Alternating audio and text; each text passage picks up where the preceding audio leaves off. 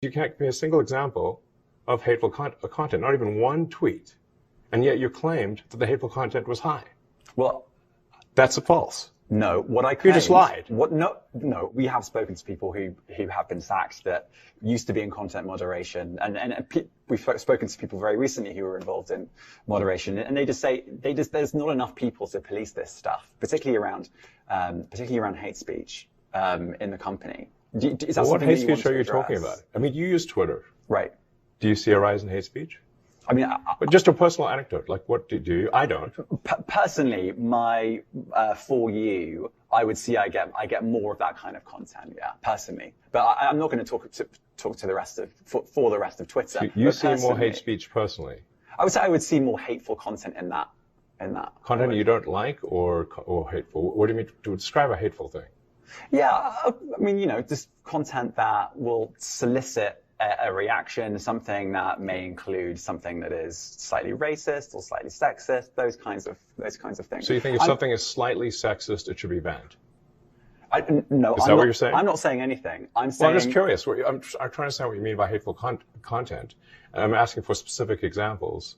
And you just said that if something is slightly sexist, that's hateful content. Does that mean that it should be banned? Well, you've asked me whether my feed, whether it's got less or more. I'd say it's got slightly more. That's why I'm asking for examples.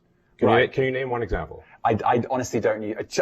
Honestly, I don't. You can't name a single example. I'll tell you why. Because I don't actually use that for you feed anymore. Because I just don't particularly like it. But you said a lot of people are quite similar. I only look at hang on a second. my You said you've seen more hateful content, but you can't name a single example, not even one.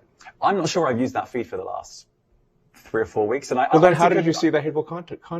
Because I've been using Twitter since you've taken it over for the last 6 months. Okay, so then you must have at some point seen the hateful content. I'm asking for one example. Right. And you can't give a single one. And I'm saying I say, sir, that you don't know what you're talking about. Really?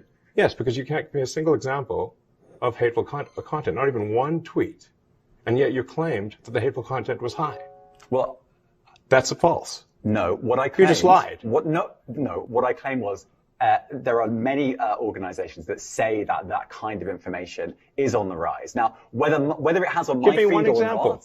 I mean, right, and literally if you look at something one. Like the Strategic Dialogue Institute in the UK, they will say that. So look, people will say all sorts of nonsense. I'm literally asking for a single example, and you can't name one. Right, and as I already said, I don't use that feed. But then how would you know that? I don't think this is getting anywhere. You literally said you experienced more hateful content, and then couldn't name a single example. Right, and as I said, that's absurd. I haven't actually looked at that feed. Then how would you know there's hateful content? Because I'm saying that's what I saw a few weeks ago. I can't give you an exact example. Let's move on. We only have a certain amount of time.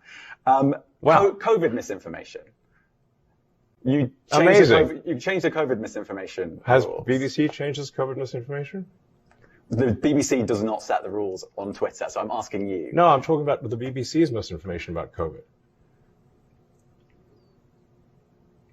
I'm literally asking you about, you changed the labels, the COVID misinformation labels. There used to be a policy, it then disappeared.